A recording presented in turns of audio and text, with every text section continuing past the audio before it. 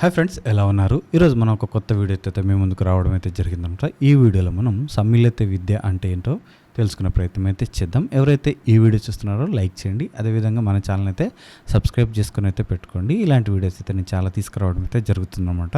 ఎవరైతే school assistant సోషల్కి prepare అవుతున్నారో వారైతే మన ఛానల్ని సబ్స్క్రైబ్ చేసుకొని ఫాలో కండి. నేను ఇలాంటి వీడియోస్ పిఐకి సంబంధించినవి కానీ, కరెంట్ అఫైర్స్ సంబంధించినవి కానీ, అదేవిధంగా మనకి సైకాలజీకి సంబంధించినవి కానీ, మనకి కంటెంట్ మెథడ్కి సంబంధించినవి కానీ తీసుకురావడం అయితే జరుగుతుందన్నమాట. సో ఇక ఏమాత్రం ఆలస్యం చేయకుండా మనం వీడియోలోకి వెళ్ళిపోదాం. ఇక్కడ మనం చూసినట్లయితే సమ్మిళిత విద్య కాన్సెప్ట్ ఎలా వచ్చిందో తెలుసుకునే కంటే ముందు మనకి బ్యాక్గ్రౌండ్లో ఏం జరిగింది, ఎందుకు సమ్మిళిత విద్య కాన్సెప్ట్ అనేది రావడం జరిగిందో మనం తెలుసుకునే ప్రయత్నం అయితే చేద్దాం. తెలుసుకున్న తర్వాత మనం సమ్మిళిత విద్య కాన్సెప్ట్ గురించి డిక్లియర్గా మనం తెలుసుకునే ప్రయత్నం అయితే చేద్దాం. ఇక్కడ చూసినట్లయితే మొదటగా మనకి 1995 సంవత్సరంలో మనకి PWD act, person with disability act మనకి రావడం అయితే జరిగిందనమాట. అది మనకి 1996 ఫిబ్రవరి 7 నుంచి అమల్లోకి అయితే రావడం జరిగింది. ఇందులో మనం చూసినట్లయితే 7 రకాల వైకల్యాలను అయితే మనకి ఇక్కడ గుర్తించడం అయితే జరిగింది. అందులో మనం చూసినట్లయితే ఒకటి వచ్చేసి మనకి అంధత్వం గురించి, అదేవిధంగా కొద్దిపాటి దృష్టిలోపం గురించి, కృష్టి వ్యాధి గురించి, వినికిడి లోపం, మానసిక ఆరోగ్యం, చలన ఆరోగ్య వైకల్యం, అంగవైకల్యం గురించి, అదేవిధంగా మానసిక వైకల్యం గురించి, అంటే మొత్తం మనకి 7 వైకల్యాలను అయితే 1995 పీడబ్ల్యూడీ యాక్ట్ అంటే పర్సన్ విత్ డిజబిలిటీ యాక్ట్ మనకి 7 వైకల్యాలని డిఫైన్ చేయడం అయితే జరిగిందనమాట, ఐడెంటిఫై చేయడం జరిగింది. ఇక్కడ మనం చూసినట్లయితే ఇవి 7 వైకల్యాల గురించి మనకి ఇక్కడ ఫోటో అయితే చూస్తున్నాం అనమాట. ఇది వచ్చేసి మనకి 1995 సంవత్సరంలో వచ్చిన పీడబ్ల్యూడీ యాక్ట్. దీన్ని మనం 2016 ఆర్పిడబ్ల్యూడీ యాక్ట్ని మనం కనుక చూసినట్లయితే ఈ 7 ఏవైతే ఉన్నాయో వీటిని 21గా గుర్తించడం అయితే జరిగిందనమాట. సో మనకి 1995లో వచ్చినటువంటి ఈ యాక్ట్ని సవరిస్తూ 2016 సంవత్సరంలో ఆర్పిడబ్ల్యూడీ యాక్ట్ రావడం అయితే జరిగింది. ఇందులో వచ్చి వైకల్యాలు మనకి 7 నుంచి 21 వైకల్యాలుగా గుర్తించడం జరిగిందనమాట. అవి ఒకసారి మనం చూసినట్లయితే ఇక్కడ చూడండి. ఇక్కడ చూసినట్లయితే మనకి మొదటగా ఉన్నాయేమో ఈ 7, అదేవిధంగా ఇప్పుడు కొత్తగా వచ్చినాయేమో ఇవన్నీ కూడా కొత్తగా న్యూలీ యాడెడ్ అనమాట. ఇక్కడ చూసినట్లయితే 7 నుంచి 21గా మనకి రూపాంతరం చెందడం జరిగింది ఇక్కడ వైకల్యాలు అనమాట. ఇక్కడ చూసినట్లయితే సమ్మిళిత విద్య గురించి ఇక్కడ ఏం చెప్తున్నారు చూసినట్లయితే, సమ్మిళిత విద్య మరియు ఆర్పిడబ్ల్యూడీ చట్టం 2016 చూసినట్లయితే మనకి ఇటీవల అమలులోకి వచ్చిన ఆర్పిడబ్ల్యూడీ చట్టం 2016 దివ్యాంగన్ అధికార్ కానూన్ 2016 అంటే దీన్ని మనం హిందీలో ఈ విధంగా అయితే పిలవడం అయితే జరుగుతుంది. ఇక్కడ చూసినట్లయితే ఇది సమ్మిళిత విద్యను ప్రోత్సహిస్తుంది అనమాట. ఇది వచ్చేసి మనకి ఈ దివ్యాంగజన్ ఏదైతే ఈ పదం ఉందో దాన్ని మనకి పిఎం అయినటువంటి మోదీ గారు అయితే తీసుకురావడం అయితే జరిగింది. ఇక్కడ మనం చూసినట్లయితే ఇది సమ్మిళిత విద్యను ఈ విధంగా నిర్వచించింది అనమాట. ఇక్కడ చూసినట్లయితే నిర్వచనం చూసినట్లయితే సమ్మిళిత విద్య అనగా వైకల్యాలు లేని మరియు వైకల్యాలు గల విద్యార్థులందరూ కలిసి నేర్చుకునే బోధనా విధానం. రకరకాలైన వైకల్యాలు కలిగిన విద్యార్థులందరూ కలిసి నేర్చుకునేలా బోధన అభ్యసన ప్రక్రియలను కల్పించడం అనేది మనకి ఇక్కడ ఆర్పిడబ్ల్యూడీ యాక్ట్ 2016 అయితే మనకి ఇక్కడ చెప్పడం అయితే జరుగుతుందన్నమాట. అంటే దీని ముఖ్య ఉద్దేశం ఏంటంటే ఈ సమ్మిళిత విద్యను ప్రోత్సహించాలి అని అయితే ఇక్కడ మనకి ఆర్పిడబ్ల్యూడీ యాక్ట్ మనకు చెప్పడం అయితే జరుగుతుందన్నమాట. ఇక్కడ మనం కిందికి స్క్రోల్ చేసినట్లయితే ఇక్కడ మనకి మొదటగా మనకి ప్రత్యేక విద్య, అదేవిధంగా ఏకీకృత విద్య, తర్వాత మనకి సమ్మిళిత విద్య అనే కాన్సెప్ట్ అయితే రావడం జరిగింది. ఇక్కడ మనకి ప్రత్యేక విద్య అంటే మనందరికీ తెలిసినదే, ఎందుకంటే ఎవరైతే స్పెషల్ నీడ్స్ చిల్డ్రన్స్ ఉంటారో వారికి ప్రత్యేక పాఠశాలలు ఉండడం జరుగుతుంది. ఆ ప్రత్యేక పాఠశాలలో ఎవరైతే స్పెషల్ నీడ్ చిల్డ్రన్స్ ఉంటారో ఆ స్కూళ్ళల్లో అయితే చదువుకోవడం అయితే జరుగుతుందన్నమాట. సో ఇది ఏ విధంగా ఉందంటే పిల్లల్ని సమాజం నుంచి దూరం చేసి వారికి సమాజానికి సంబంధం లేదు అనే విధంగా ఈ విద్యా బోధన ఉంది అని చెప్పేసి, ఈ ప్రత్యేక విద్య ఉంది అని చెప్పేసి గుర్తించడం జరిగిందనమాట. గుర్తించిన తర్వాత ఇక్కడ మనకి ఏకీకృత విద్య అనేది తీసుకురావడం జరిగింది. ఈ ఏకీకృత విద్యలో ఏ విధంగా బోధన జరిగేదంటే, ఇక్కడ నార్మల్ స్కూల్స్ ఉండేవన్నమాట. నార్మల్ స్కూల్స్లో నార్మల్ టీచరే ఉండేవారు.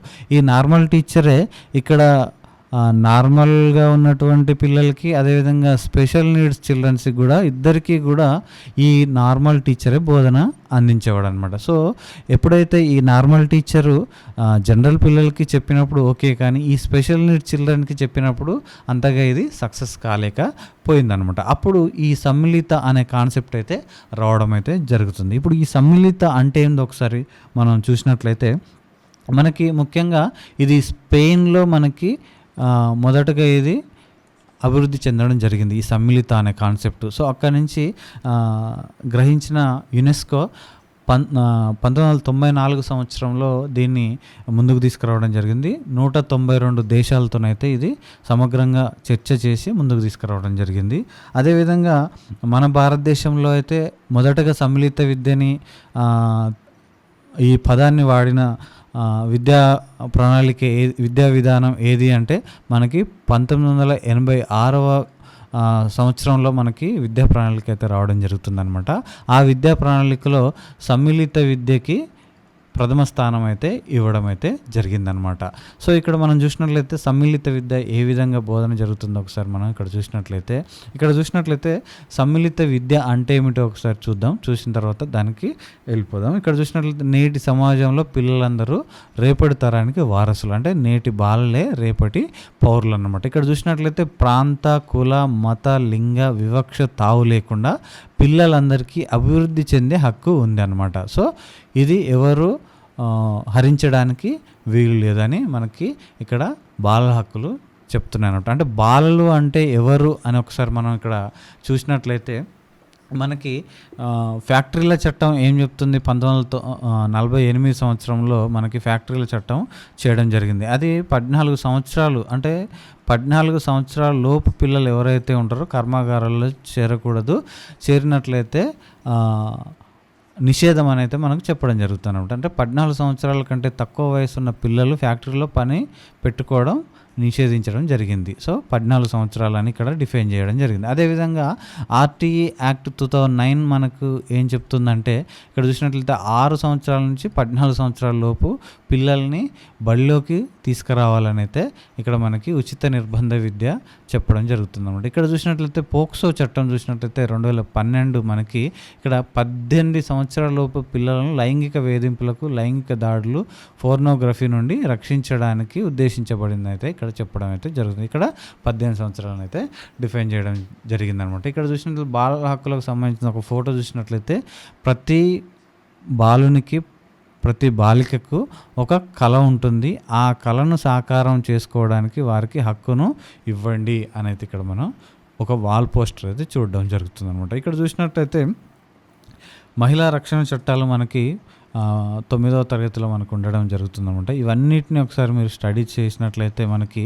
ఇక్కడ బాలలు అంటే ఎవరు అనేది ఇక్కడ డిఫైన్ చేయడం జరిగింది. ఇక్కడ చూసినట్లయితే ఐక్యరాజ్య సమితి 1989లో రూపొందించిన బాలల హక్కుల అంతర్జాతీయ ఉడంబడికలో 191 దేశాలు సంతకాలు చేశాయన్నమాట. ఇక్కడ మనకి వీటి గురించి అనమాట, ఇక్కడ బాలల హక్కుల గురించి. ఇక్కడ చూసినట్లయితే బాలల హక్కులు ఏం చెప్తున్నాయి, లింగభేదం లేకుండా 18 సంవత్సరాల లోపు వ్యక్తులందరూ కూడా బాలలే అని ఇక్కడ మనకి చెప్పడం జరుగుతుంది. అంటే ఇప్పుడు బాలలు అంటే ఎవరు అంటే 18 సంవత్సరాల లోపు ఉన్న, లింగభేదం లేకుండా ఎవరైతే 18 సంవత్సరాల లోపు ఉంటారో వాళ్ళందరూ కూడా బాలలే అని మనకి ఇక్కడ చెప్పడం జరుగుతుంది అనమాట. సో ఇక్కడ చూసినట్లయితే ఇది ఎగ్జాంపుల్గా మనకి బాల్య వివాహాల గురించి, మనకి వివాహానికి కనీస వయస్సు ఏ విధంగా ఉండాలో మనకి ఇక్కడ చూపించడం అయితే జరుగుతుందన్నమాట. ఇక్కడ కూడా మనకి 18 సంవత్సరాలు, అదేవిధంగా మగపిల్లలకైతే 21 సంవత్సరాలు చూపించడం అయితే జరుగుతుంది. సో ఇక్కడ అసలు సమ్మిళిత విద్య యొక్క ఆశయాలు ఏంటియో మనం ఇక్కడ చూసినట్లయితే, సమ్మిళిత విద్య యొక్క ఆశయాలు చూసినట్లయితే అన్ని రకాల పిల్లలు ఒకే పాఠశాలలో చేరేలా చూడడం, వారు కొనసాగేలా చేయడం, ప్రత్యేక అవసరాలు గల పిల్లల్లో ఆత్మస్థైర్యాన్ని కలిగించి అంటే వారు కూడా నేర్చుకోగలరు అనే ఉద్దేశాన్ని కల్పించడం, అదేవిధంగా మధ్యలో బడి మానేసి సొంత కారణాల చేత బడికి దూరంగా ఉన్న పిల్లలు చదువుకునే అవకాశం కల్పించడం, లింగ వివక్షత లేకుండా అందరికీ ఒకే విధమైన విద్య అందేలా చేయడం అనేది ఇక్కడ మనం చేయాల్సి ఉంటుందన్నమాట. అదేవిధంగా ఇక్కడ చూసినట్లయితే అందరికీ ఒకే విధమైన బోధన అయితే చేయాల్సి ఉంటుంది. ఇక్కడ బహుళ బోధన విధానాలు అయితే అవలంబించాల్సి ఉంటుందన్నమాట. సో ఇక్కడ హెచ్ఐవి సోకిన పిల్లలు కానీ, ఎయిడ్స్ సోకిన పిల్లలు కానీ అందరికి కూడా సమాన అవకాశాలు అయితే కల్పించాల్సి ఉంటుంది. ఇక్కడ మనకి చూసినట్లయితే బహుభాషా నేపథ్యం గల పిల్లలు మన స్కూల్కి రావడం జరుగుతుంది, వలస ప్రాంత పిల్లలు స్కూల్కి రావడం జరుగుతుంది. కాబట్టి అందరినీ దృష్టిలో ఉంచుకొని అయితే సమానమైన విద్యను అందించే ప్రయత్నం అయితే చేయాల్సి ఉంటుందన్నమాట. ఇక్కడ మనం చూసినట్లయితే సమ్మిళిత విద్య దృష్టి పెట్టవలసిన అంశాలు అంటే ఏ ఏరియాస్లో మనం కరెక్ట్గా చూసినట్లయితే సమ్మిళిత విద్య అనేది మంచిగా ముందుకెళ్తుంది అనేది ఇక్కడ చూసినట్లయితే సాధారణంగా ఒక ప్రాంతంలో ఉండే పిల్లలందరూ ఒకే విధమైన సామాజిక, ఆర్థిక, సాంస్కృతిక నేపథ్యాన్ని కలిగి ఉండరు. సో ఇక్కడ మనం చూసినట్లయితే పిల్లలందరూ ఒకే విధంగా ఉండరు అనేది ఇక్కడ మనం చూస్తున్నాం. అంటే సామాజికంగా, ఆర్థికంగా, సాంస్కృతిక పరంగా చాలా నేపథ్యాలు కలిగైతే పిల్లలు ఉండడం జరుగుతుందన్నమాట. ఇక్కడ చూసినట్లయితే కొన్ని పాఠశాలల్లో పిల్లలు కుల, మత, భాష, లింగ వివక్షతకు కూడా గురవుతూ ఉంటారు.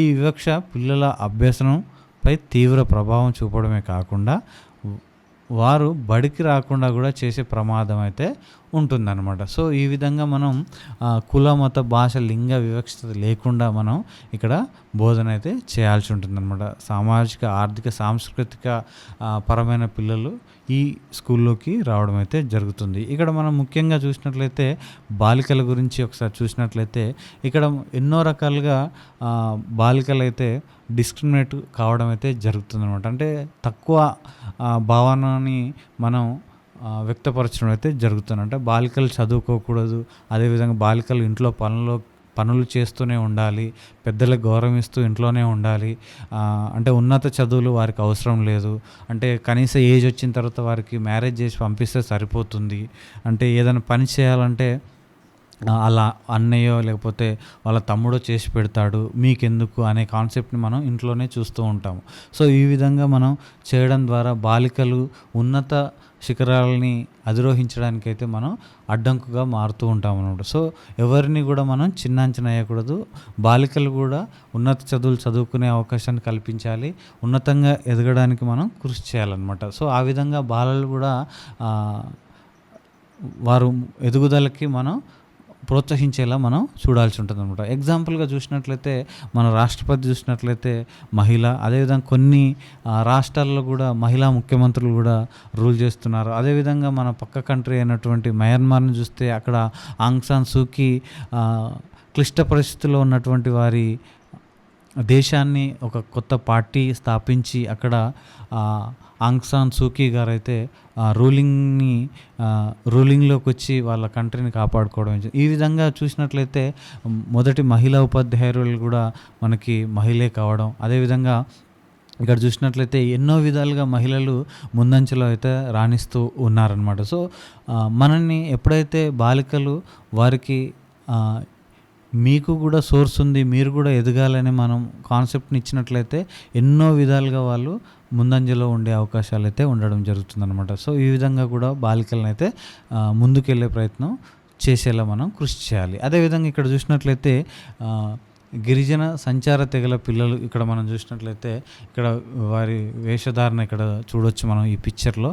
ఇక్కడ వీళ్ళు ఏంటంటే ఊరికి దూరంగా అడవి ప్రాంతంలో నివాసం అయితే ఏర్పాటు చేసుకోవడం అయితే జరుగుతుందన్నమాట. ఇక్కడ కొంతమంది కొంత పరిజ్ఞానంతో సిటీలో ఉండడం, పెద్ద గ్రామాలు ఏదైతే ఉన్నాయో ఊరిలో ఉండడం చేస్తున్నారు. కానీ ఇప్పటికీ కూడా చాలామంది అడవిలో ఊరికి దూరంగా అడవి ప్రాంతాలలో వారి నివాసాలని ఏర్పాటు చేసుకోవడం అయితే మనం చాలా గమనిస్తున్నాం అనమాట. ఇక్కడ చూసినట్లయితే వారికి అక్కడ కనీస అవసరాలు ఒక ఇల్లు, కరెంటు, ఏదైతే నీడ్స్ ఉన్నాయో అవి వారికి అందుబాటులో ఉండవు అనమాట. ఇవే అందుబాటులో లేనప్పుడు వారికి పాఠశాలలో అసలే అందుబాటులో లేకుండా ఉండడం అయితే మనం చూస్తూ ఉంటాం. సో వారికి కూడా విద్యను అందింప చేయాలనే కాన్సెప్ట్ కూడా మనకి ఇక్కడ సమ్మిళిత విద్య అనేది తీసుకురావడం జరిగింది. ఇక్కడ చూసినట్లయితే ప్రత్యేక అవసరాల పిల్లలు సంబంధించింది కూడా ఇక్కడ మనకి ఈ అందరినీ కొలాబరేట్ చేస్తూ అందరినీ ఒకే దగ్గరికి తీసుకొస్తూ వారికి మంచి బోధన అందించే విధంగా ఇక్కడ మనకి సమ్మిళిత విద్య అనే కాన్సెప్ట్ మనకి ఇక్కడ పనిచేస్తుంది అనమాట. ఇక్కడ ఈ విధమైనటువంటి పరిసరాల్లో ఉన్నటువంటి వీరికి ఈ ప్రత్యేక అవసరాలు గల పిల్లలకి ఏ విధంగా బోధన చేస్తారు అంటే నార్మల్ పిల్లలకి నార్మల్గా బోధన చేస్తారు ఓకే, కానీ ఈ ప్రత్యేక అవసరాలు గల పిల్లలకి ఏ విధంగా బోధన చేస్తారో మనం ఇప్పుడు తెలుసుకునే ప్రయత్నం చేద్దాం. ఇక్కడ చూసినట్లయితే ఇక్కడ ముఖ్యంగా మొదటగా మనం చూసినట్లయితే రిసోర్స్ టీచర్ అని చెప్పడం జరుగుతుంది అనమాట. ఈ రిసోర్స్ టీచరు నార్మల్ పాఠశాలలోనే నార్మల్గా ఒక టీచర్ రిక్రూట్ అవుతారు. అదేవిధంగా ఒక రిసోర్స్ టీచర్ కూడా రిక్రూట్ కావడం అయితే జరుగుతుందన్నమాట. ఇక్కడ చూసినట్లయితే ఈ రిసోర్స్ టీచర్ 8 నుంచి 12 మందిని అయితే వీళ్ళకి బోధన అయితే చేయడం అయితే జరుగుతుంది అనమాట. అంటే ఈ 18 మంది ఈ 8 నుంచి 12 మంది ఏ విధంగా అంటే ఒకే తరగతిలో ఉండకపోవచ్చు. అంటే 1 నుంచి 5 తరగతులు మనం చూసినట్లయితే ఒక్కో తరగతిలో కొందరు, 3 తరగతిలో కొందరు, 2 తరగతిలో కొందరు, 4 తరగతిలో కొందరు, ఆ విధంగా 8 నుంచి 12 మందిని ఒక టీచర్ అయితే గైడెన్స్ అయితే ఇవ్వగలడు అనమాట. సో ఆ విధంగా ఒక రిసోర్స్ టీచర్ని రిక్రూట్ చేయడం అయితే జరుగుతుందన్నమాట ఈ సమ్మిళిత విద్యలో భాగంగా. అదేవిధంగా ఇక్కడ సంచార టీచర్ని చూసినట్లయితే ఈ సంచార టీచర్ ఏ విధంగా పనిచేస్తాడంటే 8 కిలోమీటర్ల రేడియస్లో ఎన్ని పాఠశాలలు అయితే ఉంటాయో ఆ అన్ని పాఠశాలకు కూడా ఈ సంచార నమూనా టీచరు ఇక్కడ మనకి రిక్రూట్ చేయడం జరుగుతుంది. ఈ స్కూళ్ళు 8 కిలోమీటర్ల రేడియస్లో ఉన్నటువంటి ఒక 5 స్కూళ్ళు ఉన్నాయనుకుందాం. ఆ 5 స్కూళ్ళలోకి 1 గంట ఒక స్కూల్లో, 1 గంట ఒక స్కూల్లో, 1 గంట ఒక స్కూల్లో, ఆ విధంగా అన్ని స్కూళ్ళను కూడా ఈ సంచార నమూనా విద్య సంబంధించిన విధంగా ఆ టీచర్ అన్ని స్కూల్లోని కవర్ చేస్తూ విద్యా బోధన చేసి రావడం అయితే జరుగుతుందన్నమాట. అంటే ఆ స్కూల్లో ఒక 2, ఈ స్కూల్లో ఒక 2, ఆ స్కూల్లో ఒక 5, ఆ స్కూల్లో 4, ఈ స్కూల్లో ఒక 10 మంది, ఈ విధంగా ఉన్న పిల్లలకి ఈ టీచర్ ఏం చేస్తాడంటే ఒక వాహనంతో ఈ స్కూల్కి అన్ని స్కూళ్ళకి కవర్ చేస్తూ ఆయన విద్యనైతే అందించడం అయితే జరుగుతుంది. ఇది సంచార నమూనా. ఇక్కడ ద్వంద్వ బోధన నమూనా చూసినట్లయితే ఈ ద్వంద్వ బోధన నమూనా మనకి ఒక స్కూల్లో ఒక నార్మల్ టీచర్ని రిక్రూట్ చేస్తారు. ఈ నార్మల్ టీచర్కే మనకి ఇక్కడ ఒక 6 నెలల బ్రిడ్జ్ కోర్స్ ఇచ్చేసి ఇక్కడ ప్రత్యేక అవసరాలు గల పిల్లల కోసం ఇచ్చే కరికులాన్ని మనం ప్లస్ కరికులం అని అయితే పిలవడం అయితే జరుగుతుంది అనమాట. సో ఈ ప్లస్ కరికులం ఏదైతే ఉందో ఆ ప్లస్ కరికులాన్ని ఈ నార్మల్ టీచర్కే 6 నెలల ఒక బ్రిడ్జ్ కోర్స్ ద్వారా అందించి వారే ఇటు రెగ్యులర్ పిల్లలకి అదేవిధంగా స్పెషల్ పిల్లలకి కూడా ఇద్దరికి కూడా ఈ ద్వంద్వ బోధన నమూనా పద్ధతి ద్వారా బోధన అయితే చేయడం అయితే జరుగుతుంది అనమాట. సో ఈ విధంగా ఈ 3 అయితే కంపల్సరీగా సమ్మిళిత విద్య కాన్సెప్ట్లో అయితే రావడం అయితే జరిగింది.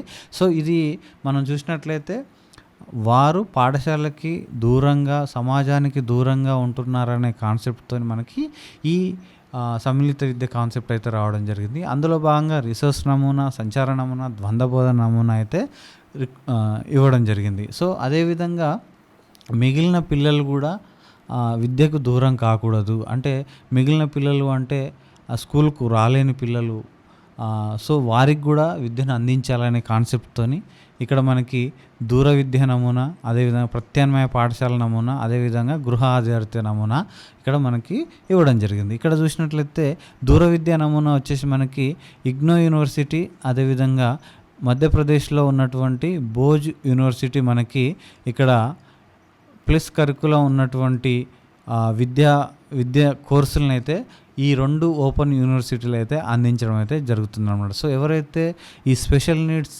పిల్లలు ఉన్నారో ఉన్నత విద్యను అభ్యసించాలంటే ఇగ్నో ఓపెన్ యూనివర్సిటీ కానీ, అదేవిధంగా మధ్యప్రదేశ్లో ఉన్నటువంటి భోజ్ ఓపెన్ యూనివర్సిటీ కానీ మనకైతే దూర విద్యా నమూనా ద్వారా మనకి కోర్సెస్ అయితే ఈ స్పెషల్ నీడ్స్ చిల్డ్రన్స్ కోసం ఇవ్వడం అయితే జరుగుతుందన్నమాట. అదేవిధంగా ప్రత్యామ్నాయ పాఠశాల నమూనా చూసినట్లయితే ఇక్కడ ప్రత్యామ్నాయ అంటే మనకి జనరల్గా 10 to 5 స్కూల్స్ నడవడం అయితే జరుగుతుందన్నమాట. సో దానికంటే ముందు దానికంటే తర్వాత ఏదైతే పాఠశాలలు మనం నిర్వహిస్తామో దాన్ని మనం ప్రత్యామ్నాయ పాఠశాలలు అంటే అనడం అయితే జరుగుతుందన్నమాట.